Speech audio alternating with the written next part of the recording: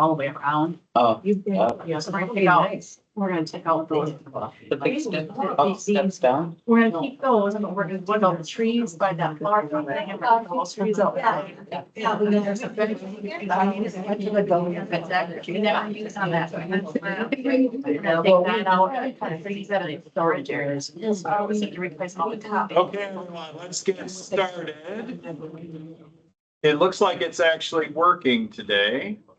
So last week I had a very nice video with no audio. So, Hope you looked good. I guess that was the reason why I hadn't posted it, because I knew it wasn't gonna work, so I don't know. I'm not quite sure, so let's start with a word of prayer and then we'll jump on in.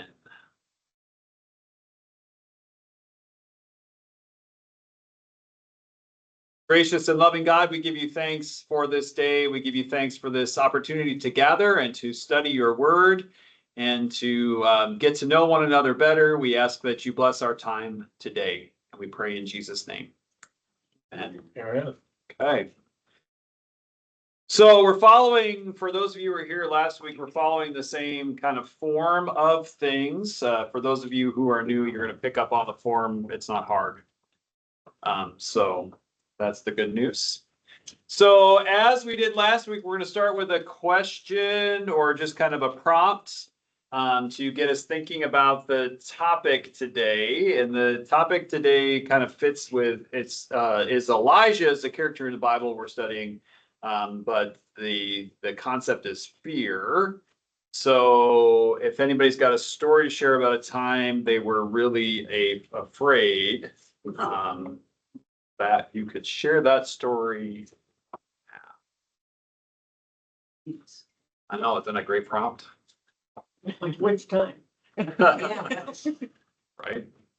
I'll share one. I think it's maybe 15 years ago, a while. My husband had a heart attack out of the blue. He wasn't struggling or anything. Excuse me. I was at my sister's in Minneapolis with his two sisters because their nephew had died and they were his two sisters, his brother and sister-in-law were all going to drive to Indianapolis for the funeral. Well, it's about midnight and the phone rings at my sister's house and he's not feeling well. And my sister, the nurse who called to talk to her, said, call 911. And then I called later to see if he had done it. Yes, he had. And while he's on the phone, he's not responding. So we heard the ambulance guys come and my sister heard them paddle him several times to get his heart going again. So then we eventually find out that they took him straight to United. Here we are in the middle of the night. Really nice doctor came into the waiting area and said, the surgeon's on his way. We have to do surgery right now because he's got 2 blockages and we have to absolutely do this. And great, wonderful. But we were self-employed with his cooking business. We had no insurance because we couldn't afford insurance because Wisconsin was not allowing any more people into Badger care at that time. Thank you, Governor Walker. Yeah, it was, so it was, and his sisters had to decide, well, what are we gonna do? Are we gonna try? Yeah. When do we wake up our brother and tell him what's going on? And it was all, and then the surgeon comes and explains everything. And he goes, but we're gonna have to also keep him cold for a while. That helps recovery, but we don't know how long he's been without oxygen. So we really don't know if there's been any brain damage. Which makes sense. You gotta know all that stuff. So Right. the coolest part though is before my sister drove my sister-in-laws and me to the hospital, we sat around the table and we prayed together. And that was a great way to start it off. In the meantime, I spent, a lot of time he's fine, but I'm like, he has hearing aids. They'll say something to him and he won't know. You know, all of that. They'll think he's not connected. But, and it all worked out. People came to our rescue, helped us. He was fine. But that fear was really hard to not feel anything but, oh my goodness gracious, what are we gonna do? Hopefully he survives. And I felt so bad for my sister-in-laws. They did end up going to Indianapolis for the funeral, which was a fabulous thing for them to do. You know, to support their brother and sister-in-law and the other two children. So it was super, needless to say, it was really, really scary. And you're in the midst of not having answers.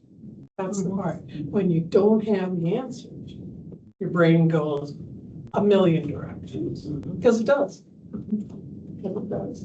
But God was here the whole time. Yeah, denial only works for so long. Yeah.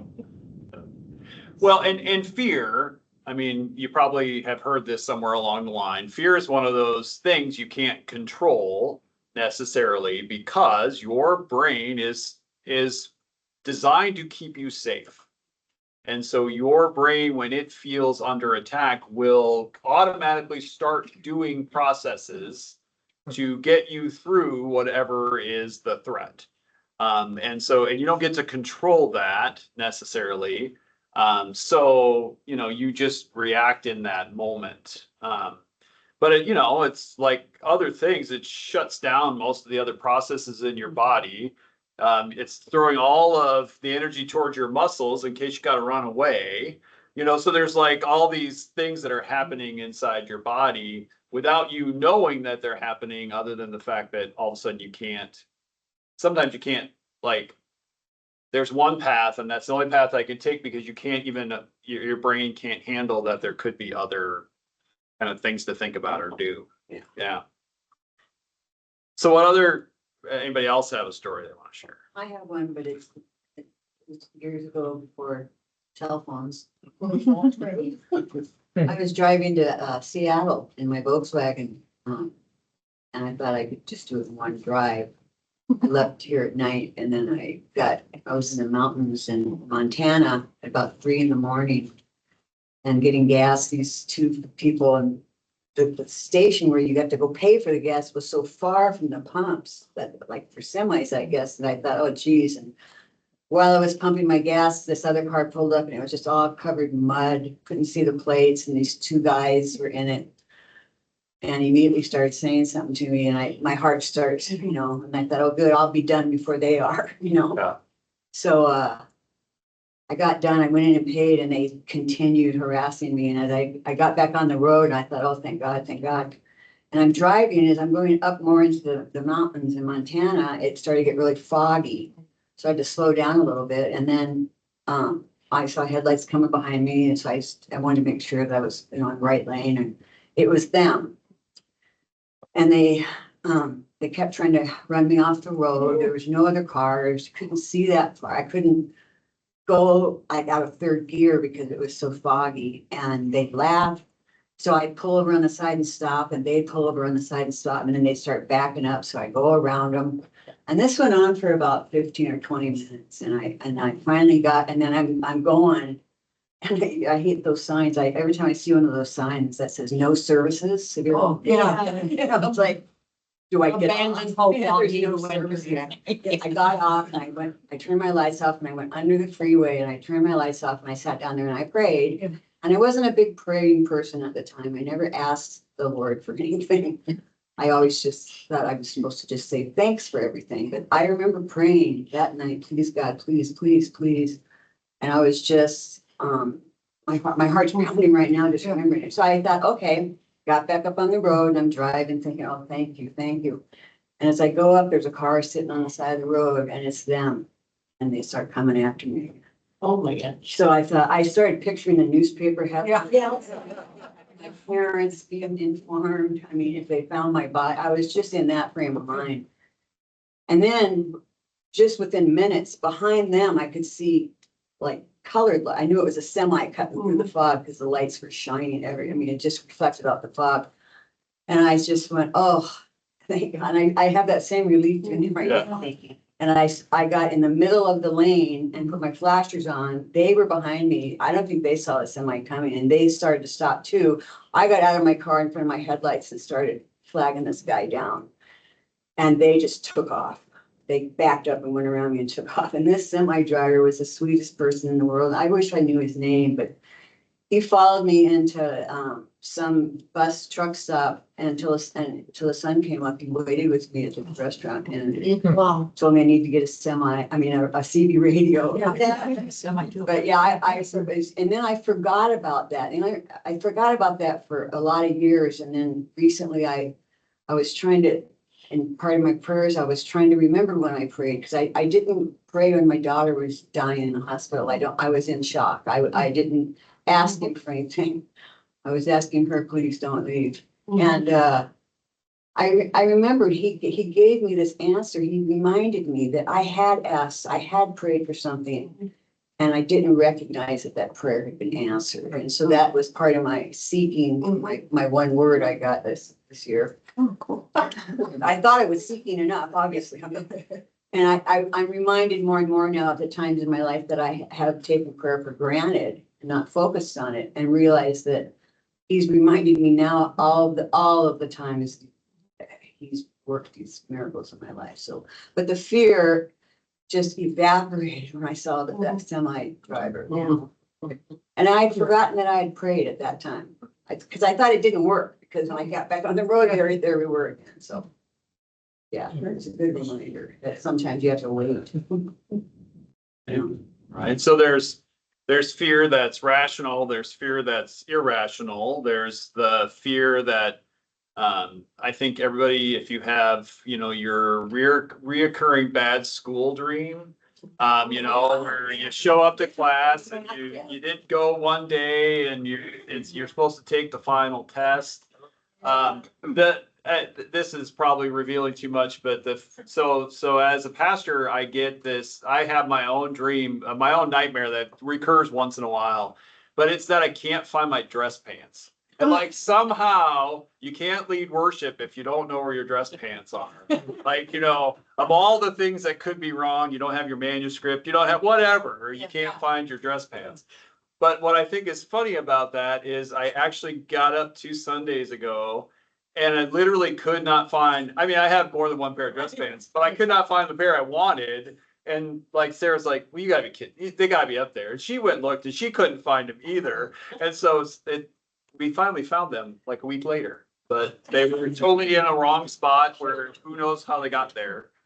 But I just thought that was kind of funny because I literally actually couldn't do the one thing I was afraid. But if you ever see me showing up in jeans on a Sunday morning, it's because I couldn't find my dress pants. So, and I've decided you're safe enough I can do that. But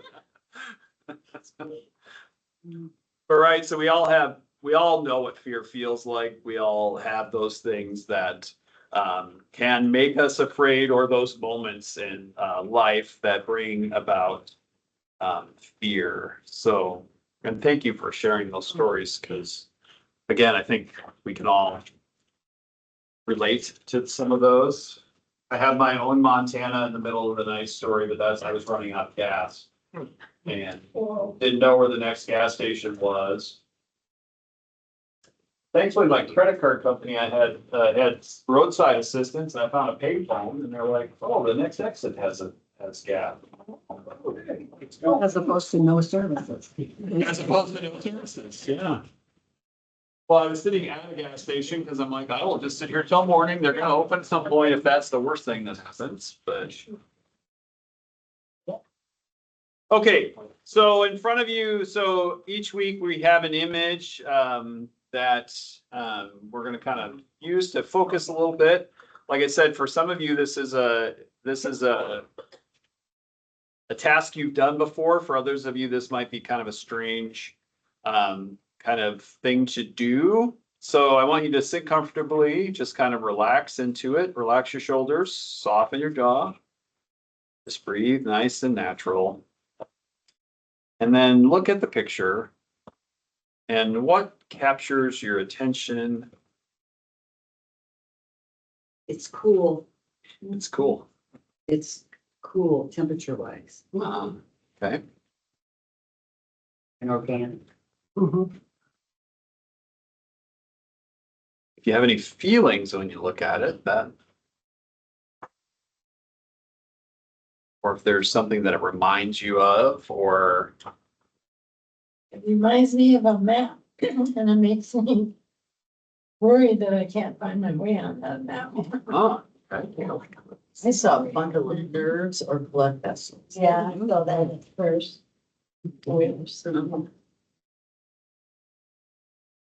I see an aerial view of the city down there with that red Mm-hmm. and, oh, maybe I'm in an airplane and but all these other things. I don't know.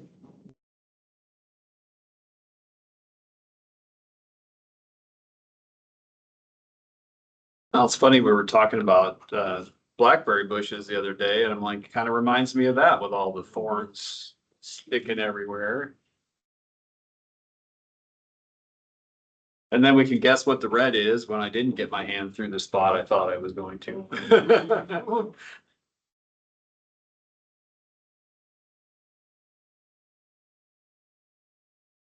Is it bringing stories to mind? That's the question, I think.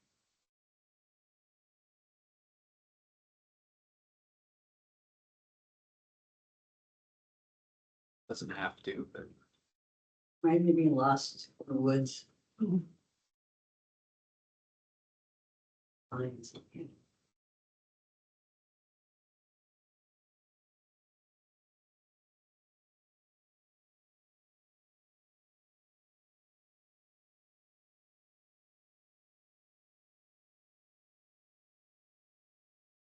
Anything else that you see in the midst of that, or?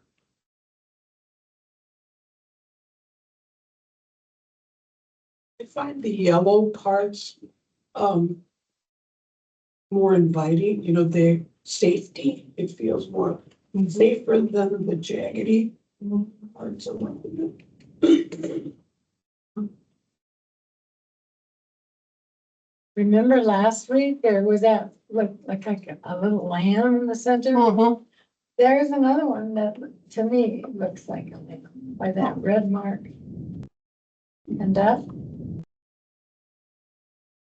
You have to kind of really use your If you imagination. squint, turn it just right. Yeah. I did say it was not a Rorschach test last week, so. Oh, you're seeing bigger ones. This little. Upside down, there's a fish over here. Okay, yeah, so I think that's just it, right? So we can see, and the longer you stare at it, the more you might see, or you might realize. It's interesting, I think, because I think these images are supposed to kind of go along with the idea of fear. So I'm curious about that, because I don't necessarily think of fear. When I think of fear, I don't think blue. I think last week's picture was more fear than this one. Yeah, last week was. Yeah, because of that. Yeah. So, Dark. I mean, that's interesting. Other than, like I said, if I was picking blackberries, I'd have some fears. I know I would end up all chewed up because it would not, I would be going for the best berry, and that means risking your skin. It's inviting. Yeah, It's organically inviting. Yeah, that's interesting. To me, the upper corner where the greenish yellow is, to me, it seems like someone's hiding or something is hiding, an animal or a person. Yeah. So really what we're trying to do is just open up our imagination to recognize that. I think some of it too is if you've ever done that where you've glanced at something and you thought you saw something and then you like, wait a second, that doesn't make sense. And you turn and look again and you realize, oh yeah, that's not what I saw. But I think sometimes that can work as with images like this as well, that maybe in the opposite way, that on first glance you say, well, there's nothing there. That's just a mess, somebody. But the more time you spend with it, the more you might have an opportunity to see something. different. Remember yesterday when that spaceship came down and there were dolphins in the water? It looks like there could be dolphins. in the water. Yeah, or sharks. I think the dolphins back. Where did a spaceship come down? Yeah. What did I miss? The astronauts did a bit. Okay, I'm like, Where? whoa. No, it was really cool. I had a very busy day yesterday and did not have the TV on at all. No, when the capsule came down with the umbrellas, parachutes. When they approached with the raft that was going to get them out of the capsule, the dolphins started dancing all the way around it. It was really cool. Makes way more sense. Yeah, the colors. I mean, there was an alien abduction and I missed it. It was a happy thing. Well, let me tell you about it. Yeah. This might be better than, no, I'm just kidding. Okay, so why don't you turn in your Bibles to 1 Kings chapter 19.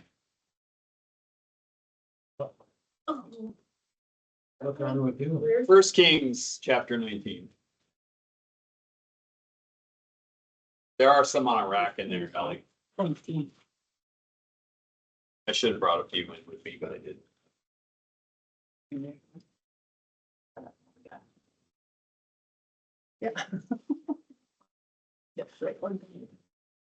He's bringing. Not my side. So, as you're looking for that, I'm going to read you just a little bit of kind of the background piece to this. Because if nothing else, it might add a little bit of context in case your knowledge of all of Elijah's story isn't, ingrained perfectly in your memory. Including mine, because I always worry you're going to ask me some question that I hadn't thought about in a long time. So there's a saying that there are enough Bible verses that say, do not be afraid, that one could read a different verse each day of the year and still not run out. Given different translations and various meanings of words in the original languages of Greek and Hebrew, that may not be literally true, but the sentiment expressed by that saying still tells us something vitally important about the scriptures. Over and over again, in a host of different circumstances, God says to individuals and to groups of people, do not be afraid. This repetition reminds us that there are a host of things in life that cause us to fear, and God is present with a comforting presence in the midst of all of them. The prophet Elijah is no exception. He had a good reason to be afraid. In days of old, a woman named Jezebel married King Ahab. She had many of God's prophets killed. She also convinced God's people to stop worshiping Yahweh and to worship a false god named Baal. Instead, and after a time, Elijah set up a contest between the false prophets of Baal and himself. In the contest, the false prophets fail. Yahweh hears Elijah's prayers and answers. Elijah prevails, and he orders that all of the false prophets are to be killed. Jezebel responds in anger and commands that Elijah be put to death. In fear, Elijah flees for his life. Broken and exhausted, he collapses under a tree and wants to die. Through an angel, the steadfast love of God meets Elijah in his fear. The angel gives him something to eat and drink. The angel gives him time to rest, and then God calls to him again. God reminds Elijah that he's still beloved and still has work to do for God. So when we are broken by fear, God meets us with the same steadfast love. God reminds us that we are still beloved, that because of God, fear will never have the last word. That's a little bit of context to what we're going to read here in 1 Kings 19. So Ahab told Jezebel, we're starting at verse 1. Ahab told Jezebel all that Elijah had done and how he had killed all the prophets with the sword. Then Jezebel sent a messenger to Elijah, saying, so may the gods do to me, and more also, if I do not make your life like the life of one of them by this time tomorrow. Then he was afraid. He got up and fled for his life and came to Beersheba, which belongs to Judah. He left his servant there. But he himself went a day's journey into the wilderness and came and sat down under a solitary broom tree. He asked that he might die. It is enough now, O Lord, take away my life, for I am no better than my ancestors. Then he lay down under the broom tree and fell asleep. Suddenly an angel touched him and said to him, get up and eat. He looked, and there at his head was a cake baked on hot stones and a jar of water. He ate and drank and lay down again. The angel of the Lord came a second time, touched him, and said, get up and eat. Otherwise, the journey will be too much for you. He got up and ate and drank. Then he went in the strength of that food 40 days and 40 nights to Horeb, the mount of God. At that place he came to a cave and spent the night there. Then the word of the Lord came to him, saying, what are you doing here, Elijah? He answered, I have been very zealous for the Lord, the God of hosts, for the Israelites have forsaken your covenant, thrown down your altars, and killed your prophets with the sword. I alone am left, and they are seeking my life to take it away. He said, go out and stand on the mountain before the Lord, for the Lord is about to pass by. Now there was a great wind, so strong that it was splitting mountains and breaking rocks in pieces before the Lord. But the Lord was not in the wind. And after the wind, an earthquake, but the Lord was not in the earthquake. And after the earthquake, a fire, but the Lord was not in the fire. And after the fire, a sound of sheer silence. When Elijah heard it, he wrapped his face in his mantle and went out and stood at the entrance of the cave. Then there came a voice to him that said, what are you doing here, Elijah? He answered, I have been very zealous for the Lord, the God of hosts, for the Israelites have forsaken your covenant, thrown down your altars, and killed your prophets with the sword. I alone am left, and they are seeking my life to take it away. Then the Lord said to him, go return on your way to the wilderness of Damascus.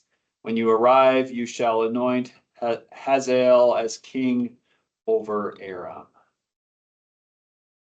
Over your rock, did you say? Aram,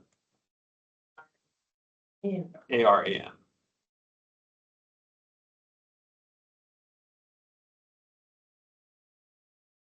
Okay, so obviously Elijah has some reasons to be afraid.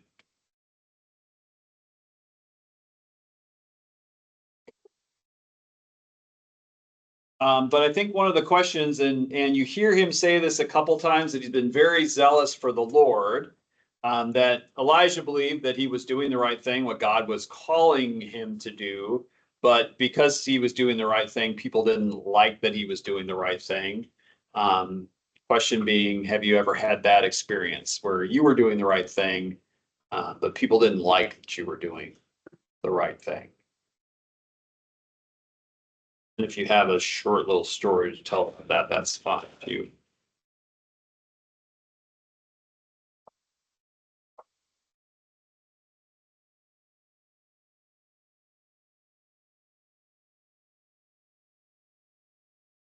I think anybody that's, if you've ever had to supervise people and you have to go by the book, you know, Right. people don't always like that.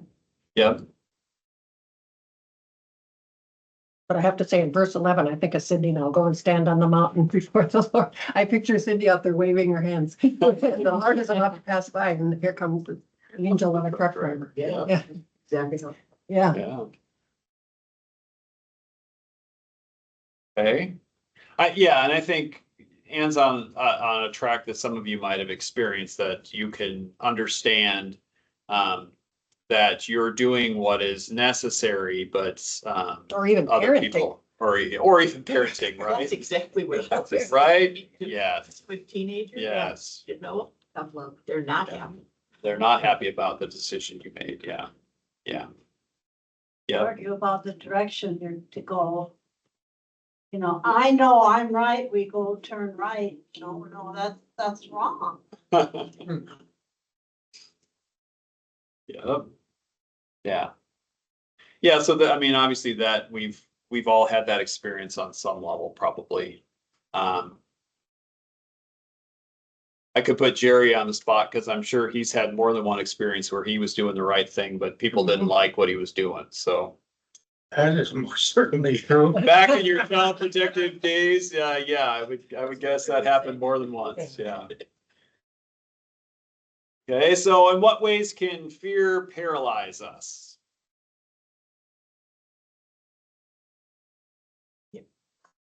Your comment before about when you are really fearful, your brain does weird things and it's just, in the 1960s, when there was a lot of civil unrest in our country, I was a hall director for an Upward Bound program on campus at UW Whitewater.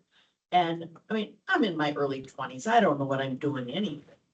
But there was an incident where, no, these are our inner city kids who are on campus to broaden their life experience and encourage them to consider higher education. Of the girls, some of the girls, Black girls were at the Dairy Queen, and some of the white boys from one of the frats harassed them. And the Black young men decided that they needed to deal with this, and it blew up.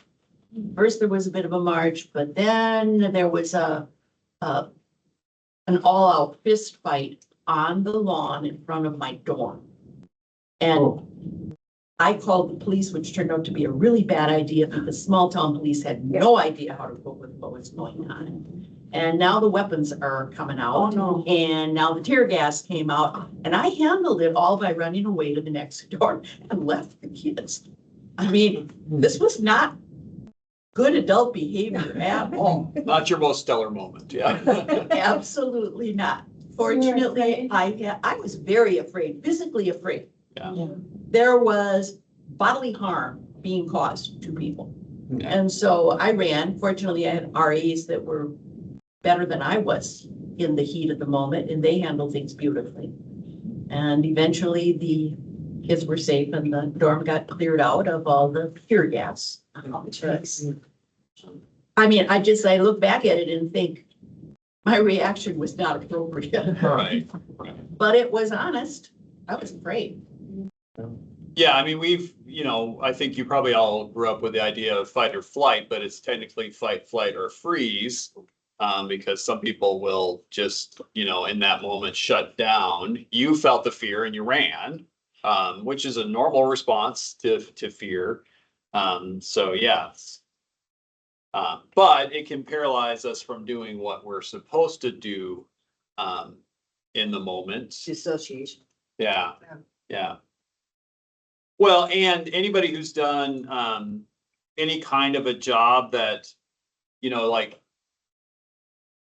Terry, I'm thinking of you, and on the ambulance, you can show up at a scene of a car accident. You don't know exactly what you're going to face, and you can have the feelings of fear, but your training is to, okay, do this step next, do this step next, do this step. And the reason why you train to do that, anybody in the military would tell you the same thing, is because the only way you can sometimes get through that fear is just by falling back on, okay, I was trained to do this step, this step, this step.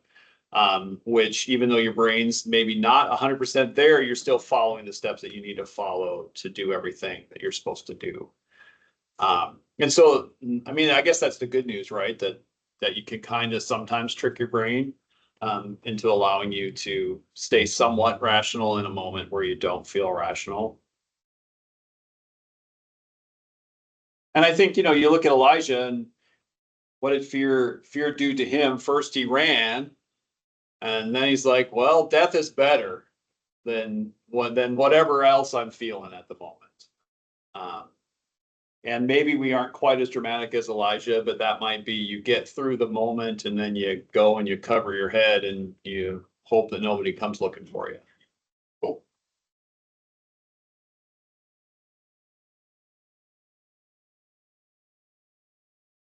So then how do you think fear keeps us from doing what we're called to do?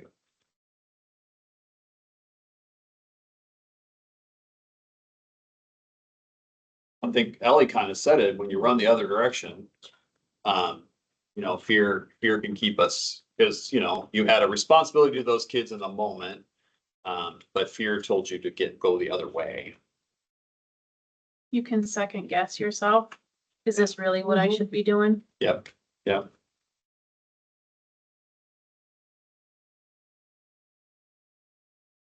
I think sometimes it can also be like, if I'm feeling this much fear and doing this, can it be the right thing? Even as a question. Yeah.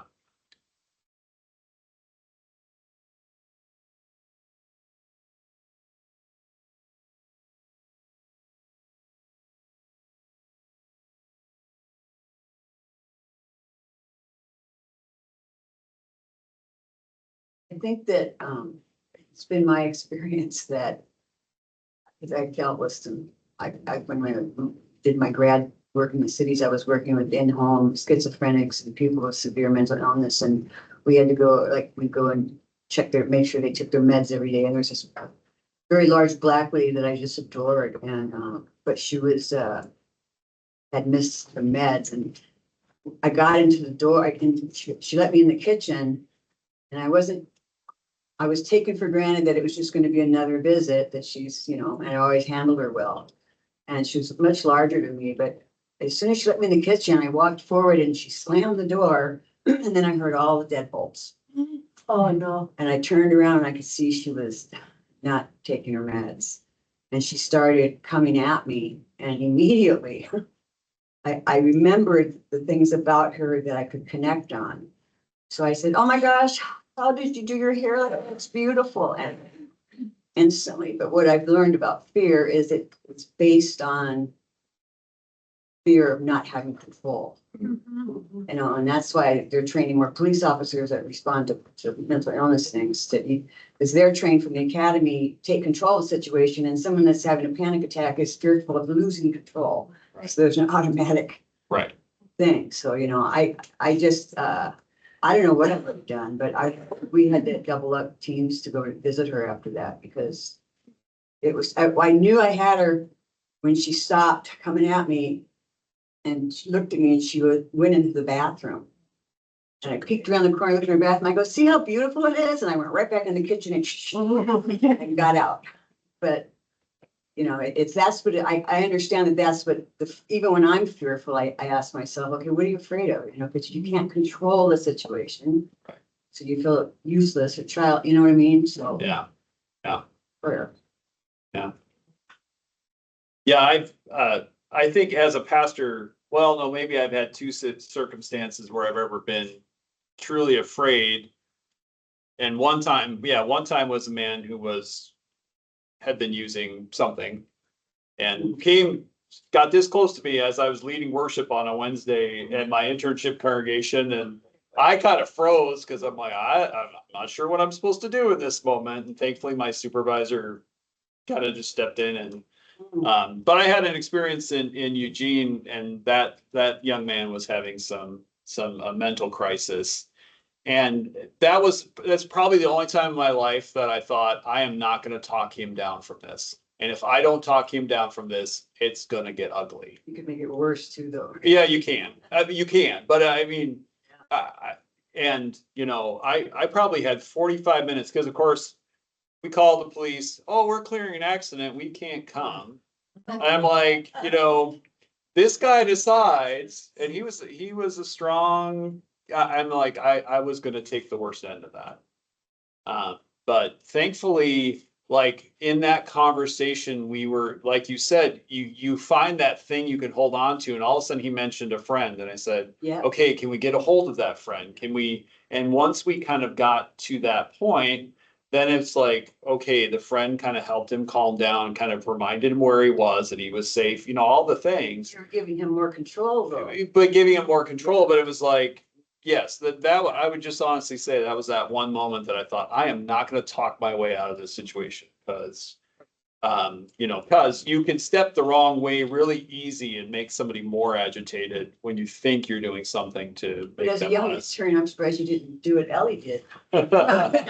Yeah. Nowadays, I think that the men in the congregation would come up there.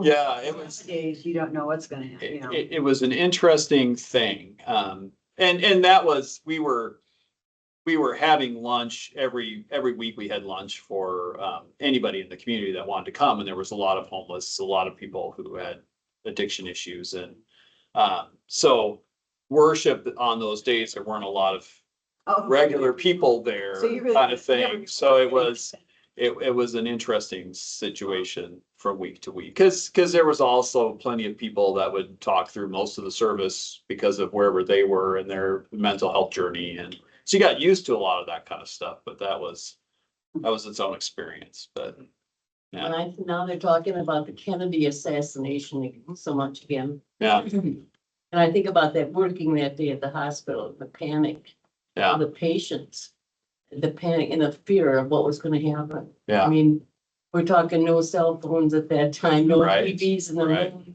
They had no idea what was going on. Yeah. Except that the president had been shot yeah. and the fear of what's gonna happen to America. Yeah. Well, and I remember hearing this story, I don't know, several years ago, but the first time the War of the Worlds was presented on radio, if you've ever heard that story, that, people missed the beginning where, this is a fictional retelling kind of thing, and they jumped in somewhere in the middle of the story and thought the world was ending. I mean, People were jumping out of windows. yeah, I mean, it was scary stuff. So fear can do pretty amazing things to us. I had an incident, and I don't know that I was necessarily afraid. I think I was afraid, but I think it was also mad. Like that fear just turned. So I worked at a nursing home. I was the RN there, so I was in charge. It was like after hours or whatever. One of my aides came up and like, I can't get this person to go to bed. So, okay, well, we go in there. And I went in there and I'm like, okay, how we doing? And she grabbed my scrub top. And I looked into her eyes and it was not this person that. And so she was like sundowning. I'm like, okay, we need to like, and she like put me against the wall. I'm like, okay, we need to let go, like just, Right. and I think I just got mad. So something clicked. We got done, we got to calm down, all that. And then I went out and I told like my supervisor's like, oh, that's just her normal behavior. I'm like, she ripped my scrub top and we're not going to do anything. Yeah. No. So I think I'm like, you can't do anything. She didn't know what she was doing, but just, Right. I was like, I just got mad. Yeah. So, and I just think, what do you do? Like, you can't. So, Right. and she had no recollection. Like I went in the next day and she had she didn't even Yeah. have any recollection of what she did. So it's just as like, Yeah. Yeah. but yeah, I think in the moment I was probably afraid, but then I got mad. I Right. was just like, Well, you hit fight. yeah, Yeah. yeah. Yeah. That's exactly what happened. So. Okay. So how do you think God's love, God's steadfast love, helps us work through the things that we fear? There's that song.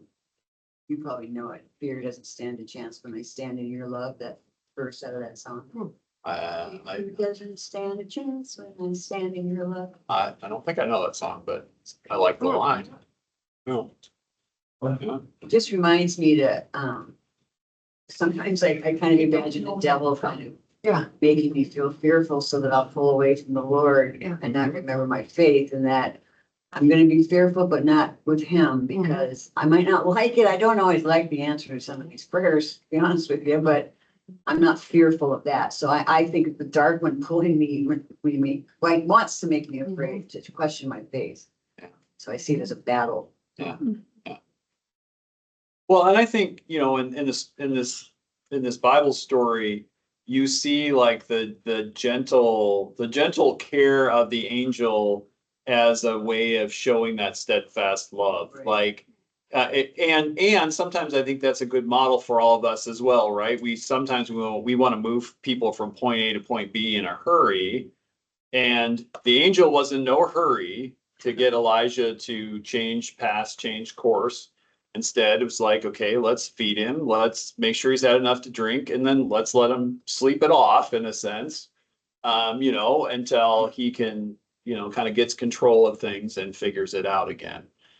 So I think there's something to that as well of what does God, I think so often we want God to give us the immediate fix or the immediate answer, where sometimes God's steadfast love is more of the, get some nourishment, take a break, and let's come back to it again.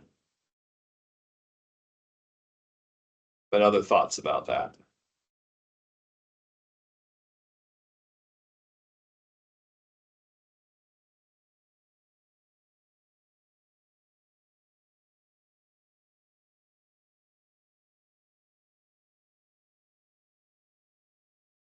This topic must be harder.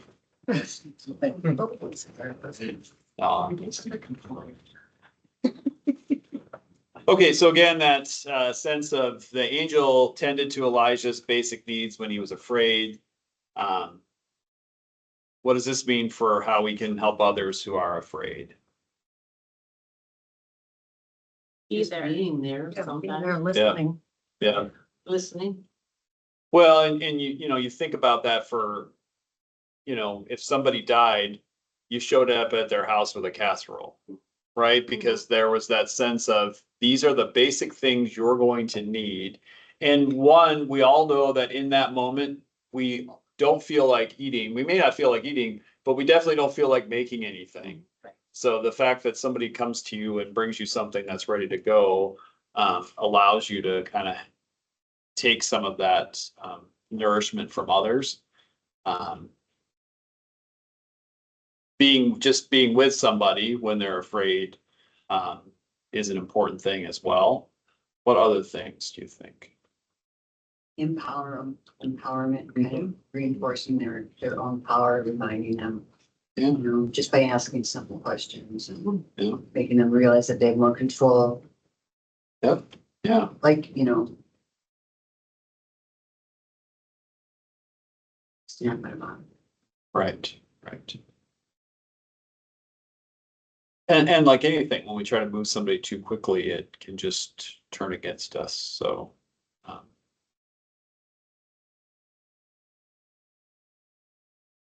and sometimes, right, if it's a child, right, you gather them up in your arms, you hug them until they can tell you what happened or talk about what's going on. So, Yeah, the worst thing in that situation, the worst thing would be for you to show fear also. right. So you have to be here, how you're appearing to that person. 'Cause Yeah. A lot of those little nuanced kind of nonverbal communication can cause a lot of problems, even your body language, stepping away instead of approaching. Yeah. Yeah. Yeah. And I think, and Terry, you might have this experience as well, but there are moments where it's like, you can kind of kick into your own mode of things. You're like, okay, I have training to do this. And what got me thinking about that is when my sister-in-law overdosed, and when I got to the house, like my brain went to, okay, you're the pastor walking in, like, because they're grieving at their level, like somebody has to be the rational, walk the funeral home through kind of whatever. But when Sarah's uncle showed up, and he's also a pastor, but I'm like, he took on that role. It was like, okay, well, I can grieve along with everybody else. And so there's this sense in which sometimes you can almost differentiate in the moment, because you're like, okay, this work has to be done. I know this has to take place as well. And so sometimes your rational self can kind of override the emotional self. So and I think the more training you have, sometimes you fall into that mode without even realizing it. And then all of a sudden you have to step back and like, wait a second, this is my family. Like, Yeah. I don't need to be, I don't need to be in charge in this moment. Right, yep. Yeah. Did your sister survive? You My have a sister-in-law? sister? No, my sister-in-law. No, she did not. No, Oh, no. No, so that's a whole different story, because Sarah's the one that found her, so she had to call 911, do all the stuff, so she has her own fear and memory about that, so.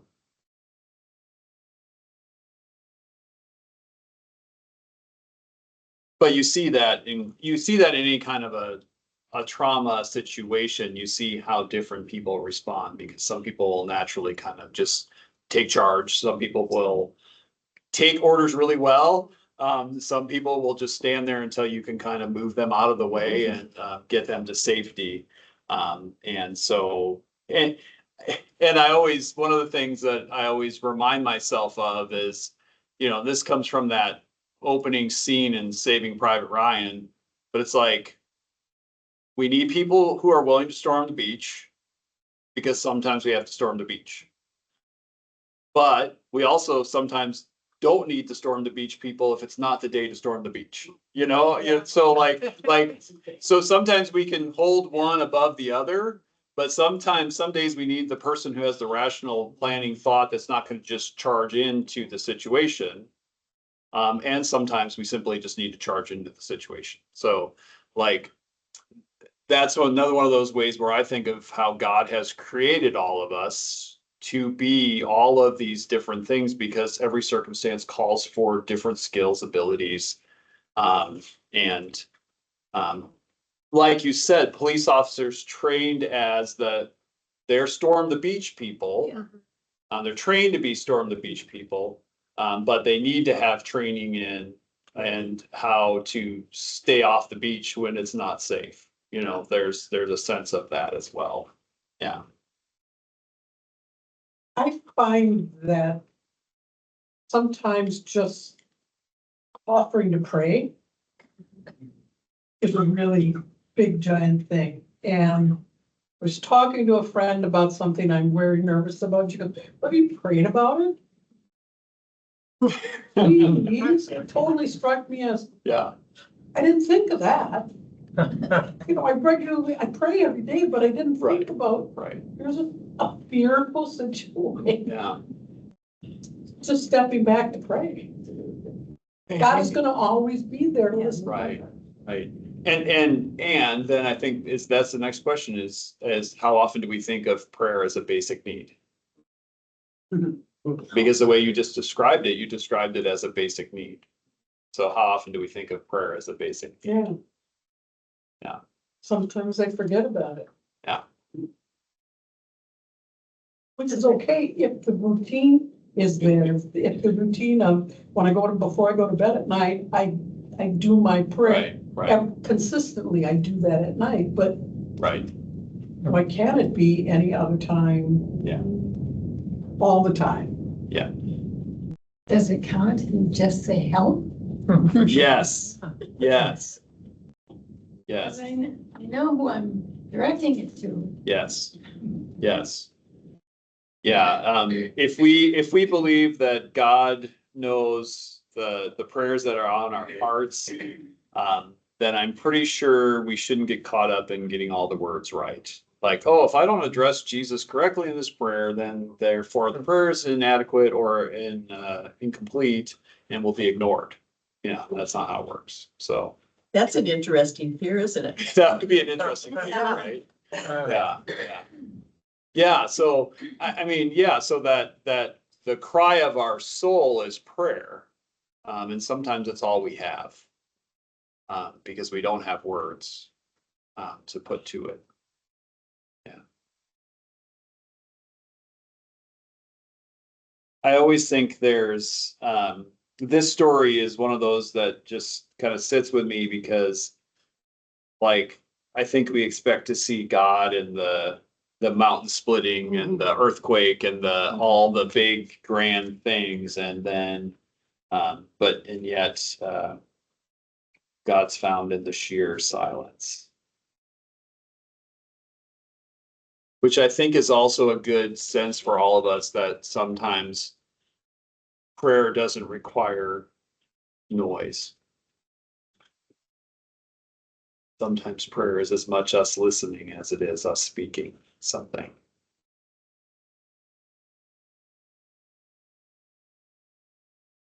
I found it as a vision thing that I'm thinking God's gonna get tired of me. Lord, help me find this plug-in.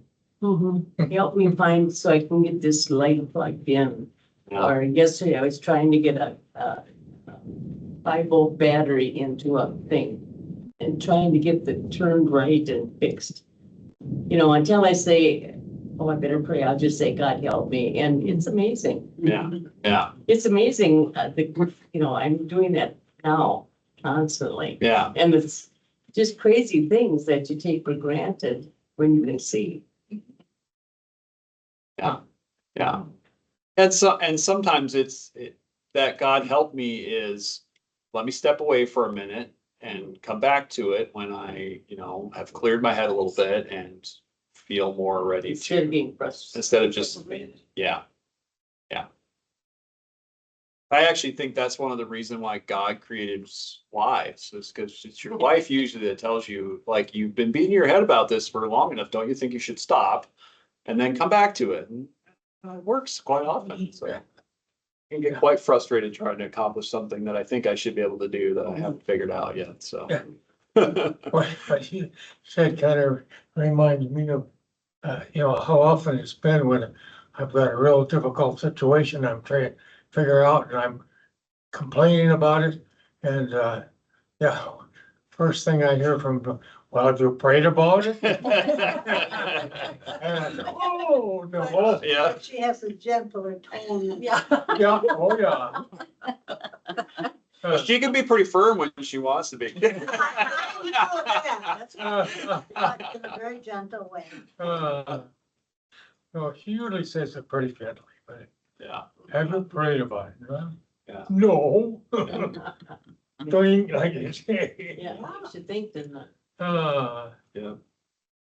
So if we think about that word vocare that we talked about last week, you see in the values that Elijah has, that Elijah wants to be faithful to what God has called him to do and has been faithful to what God has called him to do and wanted to live out those values. And I think hit that moment of, I'm following you, God, nothing good is going my way, so why am I doing it? Which we can ask that question ourselves in the midst of those. But then kind of once that recognition and God's presence and God's steadfast kind of return to Elijah allowed him to continue on with what he was supposed to do. One thing I've always wondered about this story is that right before this, Elijah did this wonderful miracle. Yeah. I mean, he was used by God in a way that Yep. they had never seen before. Yep. And then he got praised. Yeah. You know, Yeah. it just doesn't seem to fit. Well, Devil got mad at him for doing the miracle. yeah. He was Yeah. challenging him. Yeah. But I mean, I think I think we can relate to that in such a human way that it's like, yeah, you can have the most, whatever it is, amazing experience, but doubt can follow really quickly. Because you don't trust that what you felt was real or true or any of those things. So, and I think one of the things that I love about scripture is that God keeps coming back. God could have said, well, Elijah, I gave you all that power. You did all those amazing things, and now you're running away in fear. Well, good luck. Scripture reads a lot different if that's the way the story goes. So thankfully, that's not the case. So openness, that's the second letter in vocare. Elijah was open to what God was doing, how the angel was caring for him. And eventually kind of responded to that faithfully in the end. So if we think about call, then what voice is called to Elijah? We know that, again, the angel, God, the Lord, or however you want to say that, but we also know the negative voices that called to Elijah as well. They weren't all good voices, which is why he was on the run in the first place.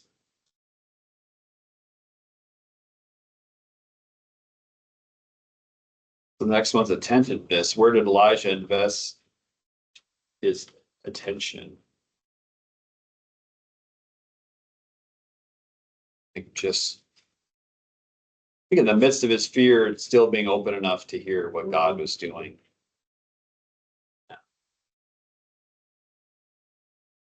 I don't know that we hear if Elijah really had regrets, other than the regret of maybe performing the miracles God gave him the power to, which caused him to be on the run in the first place. But I don't think in this story we necessarily hear. Although he does repeat being very zealous for the Lord, and so maybe he regretted being so zealous for the Lord because God turned people against him. It's hard to say. And I think we just talked about that experiences of God's presence. How did Elijah know that God still loved him? And I think, the fact that God kept coming back, kept nourishing him, kept moving him forward on the journey. And I think that's one of those things where we can read scripture and we can sometimes get frustrated and like, well, God doesn't do that for me. And honestly, that takes you back to the joke that you've heard 1,000 times, right? It's the guy that's on his roof and praying to God, please rescue me from my roof. And the guy comes by with a boat and a helicopter. And like, we've heard that joke how many times, but actually, like, it's a good joke, or it's a good story because it's true. Right. Because sometimes we look at the solution that God sends to us and we say, well, God, that's not the right solution. That's not a good enough solution, God. You got to come up with something better than that. I've had a lot of turmoil here, God. So you therefore need to step up your response game. So I think we recognize that. And so even if our experience isn't necessarily the same as Elijah's, that experience of having somebody show up for you when you need somebody to show up and just sit with you and hold your hand or talk to you or hold you, whatever it might be, can be a very powerful sense of God's presence. The person who shows up with the casserole at the door in the midst of the grief that you're feeling or whatever else that's balm for the soul as well, and just kind of a reminder of God's presence. The person who stops and just reminds you to pray or takes that moment and says, can I just pray for you at this moment? That's a powerful thing. And it's often a very disarming thing because we don't necessarily want that vulnerability. So all of those things, I think, are ways in which we do experience God's presence in the midst of what we're doing. Any other thoughts about this fear we looked at today? If not, then let's end with this prayer. Dear Jesus, thank you for always loving us. We bring our fears to you, trusting that you will meet us in our needs. Help us to give our fear to you. Help us to help others who are afraid. In the name of Jesus, amen. Amen. Okay, well, thank you, everybody. Thank you. Oh, you have.